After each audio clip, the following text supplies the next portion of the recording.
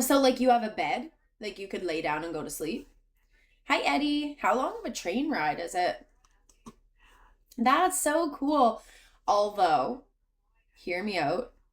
I think I'd probably feel sickness if I laid down on a train. I don't know though, because I mean, again, I've never been on one, so I don't know if it's rough, but I feel like I would feel like a train would be really rough on you.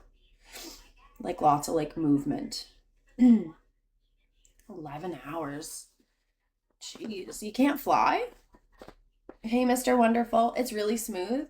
I guess. It's like fucking 2024. I'm sure they've got all these different suspension, hydraulic fucking creations. Halo Wizzy. Oh, that honestly, I am still mind blown. I cannot believe that we're at 13K. Buddy killed it and just left. He gone.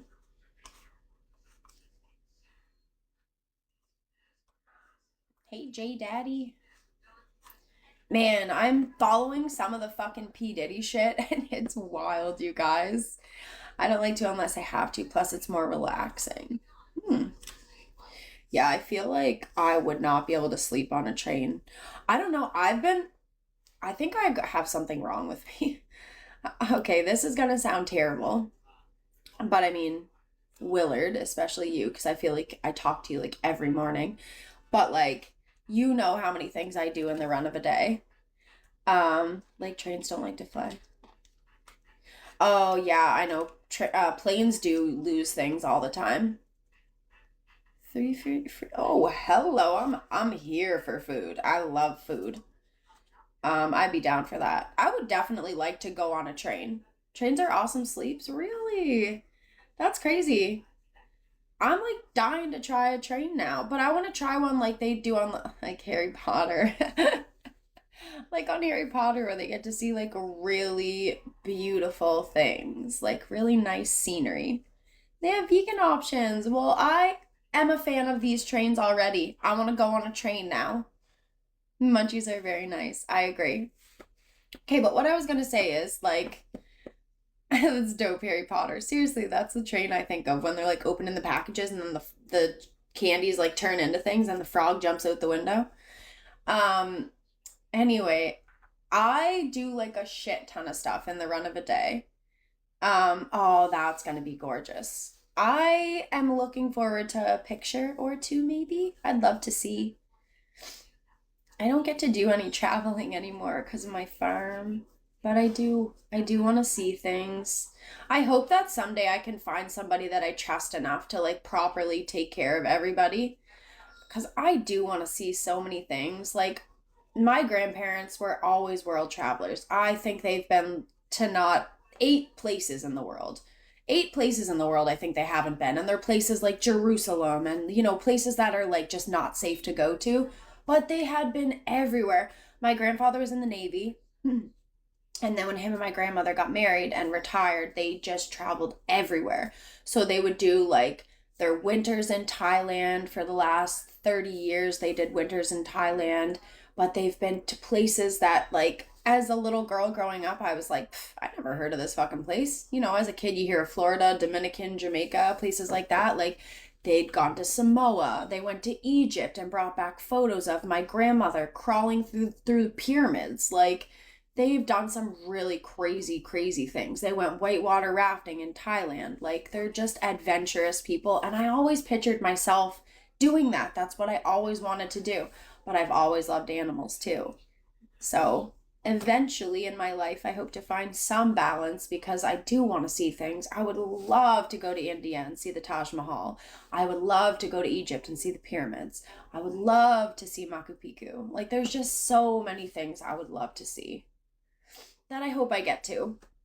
I really do. I really would like to go to London as well. I'd like to go to England and find where my grandmother lived. When my grandparents got married, they kind of like he brought her here and she never brought any of us there. She didn't really, besides her parents coming with her, she didn't really like keep contact with anyone from there. So I don't really know if she had gone back to visit, but I had never seen where she grew up. So I would love to do that. They did. They went to Samoa, yeah. But it was a long time ago. So I don't know if it's always been super unsafe, but I mean, it would have been 30 years ago, 25, no, 20, 25 years ago that they would have gone there. Um, but yeah, they've been everywhere, everywhere. Their thing like besides like the big souvenirs that they brought back, of which they had phenomenal things. Oh my word. They had full size wood carved statues of like uh I don't know if you would say that they're Buddhist women, but Thai women in the full get-ups with like all the not actual jewels, but like just things like put in. They had them flown back. My grandfather worked very hard during his life and he was very, very smart with money. He was crazy into the stock market. Like all day long, he would watch stocks. But they were very wealthy. So they spent their money on traveling and bringing back really cool things. I always loved going into their house because it was like, I don't know, just something you'd see like in Indiana Jones. Like their decor style was just so unique. I remember when my grandfather moved in, like my grandmother passed away years ago, and my grandfather actually passed away last year. But when he moved into like a small like a smaller living environment, like he moved into like a facility. He was a veteran, so here it's called like the Veterans Memorial Building, but it's like basically retirement home for veterans. Oh my God, yeah, he had his office in their house and they had like a big map on the wall and they had blue dots and red dots, and blue dots were all the places that my grandfather had gone when he was in the Navy, and red dots were all the places that they had gone together. And you wouldn't believe the dots on this map. Like there was not a place really that didn't have a dot. Like it was just crazy. um Sadly, my dad's side of the family is completely different than my mom's side and just not sentimental at all. Like I'm very sentimental. Um, there's a crazy jug bus going on this TV right now. But anyways, I'm like super sentimental with things. Like when he sold his home, I like was in tears that I just couldn't, I wasn't in a financial position to be able to buy it and keep it as a rental. But like, I do hope for my other family members, now that I am in a more financial stable position, to be able to buy those houses and keep as rentals. It's funny because one of my rentals is the very first home that I bought my dog. And they're building like right across the street from it. They're building a $12 million like a rec center. So it's gonna have like a splash pad in the summer outside. It's got like tennis courts, basketball courts. It's gonna have a gym in it. It has a sauna. I think it has a pool. It's a huge facility though. 12 million, like they're putting a lot of fucking money into it. So my little house that I bought myself as my very first house with my dog, I paid I paid 120,000 for it, and it's worth $500,000 now. And like literally my mom laughs at me all the time because she's like, someone's gonna approach you soon. All those little houses are all being knocked over and they're building like bigger houses or like mini structures, right? She's like, someone's gonna approach you to buy that soon. I'm like, well, they better hope they come at me with like a jaw-dropping price, because I have too much sentimental attachment to it and I don't need the money, so I don't know. I just feel like I'll keep it forever. I'll be that woman that has the host, the tiny little host by the shopping center. Did you guys ever see that? They used it as like publicity for Up, the movie. I would. Honestly, financially, I'm fine. I have everything that I could ever want, and if not, I'll have it in a few years. Like I'm doing okay for myself. So things that are close to my heart, good luck trying to get those from me for financial gain. Like I'm good. I'll keep my tiny little house. I love it. It's such a cute little house. It's like a little one level house. It's got two bedrooms, one bathroom, little garage in the back. I loved it. It was mine and Gotti's first house. And it was funny because all the whole time we lived there, I was like, I promised him I was gonna buy him a big house with a big yard and a set of stairs because we didn't have stairs, and he was always nervous when we would go to people's houses and he'd have to do the stairs. And then yeah, then eventually I bought this house, and he loved it. I'm so glad that he had a good couple of years here to like enjoy the fruits of my labor. Huge, huge yard. Like, my gosh, he had so much running space here. And then we had the spiral staircase, so it was like an even cooler staircase. Like, I don't know. He Do you have children? I do not have any children. I have animals. I have an animal sanctuary here, so I rescue animals. I haven't counted them in a while because I gave Erin her two horses back that I borrowed.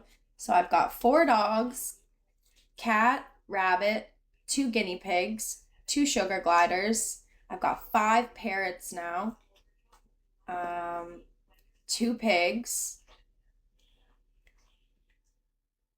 29,000, six goats, and two horses. 25, I think, if anybody was keeping track. I think it's 25, I believe. Unless I forgot it. I'm like going through the rooms in my house trying to figure out who's where. But yeah, 25, I believe, is the right number. So yes, you're right. You didn't have children. You have only animals. Yeah, good job. That's what I just said, weirdo. So in regards to the children thing, I do hope to internationally adopt at some point. Willard, we already talked about my reason why I want to do it internationally, right? I've got such a good memory sometimes. Like, I can literally remember things word for word sometimes, and then other times you can ask me like what I just said, and I'm like, I don't know. I don't know. I have no idea. P.S. Willard, I thought that radio transmission was really sad. For the first like couple of minutes, I couldn't understand it, and I kind of like I watched it again after I wrote you and was like, "Oh my God." But I couldn't understand the beginning, and I feel like that might be why the guy was like, "Okay, you need to calm down so we can hear you." But like, oh, I don't know, it just gave me goosebumps. It was really sad. There was a firefighters like appreciation day at my local fire station yesterday. It was crazy. I didn't know what was going on, but they had like all the fire trucks pulled out, all shined up, and they had like there was like military, not military personnel, but like I don't know who were they wear like the white pants and like the blue with like the hat, and they got all the badges. What are those people? I've never been. My fire station, I feel like it's because I'm like a little town. They put on some fucking bangers, man. They do dances, they do breakfasts, they do all kinds of stuff though. There's a random guy that's in my community that's like, I don't know. Sometimes I feel like he like tries to have like a dick measuring contest with me. Like,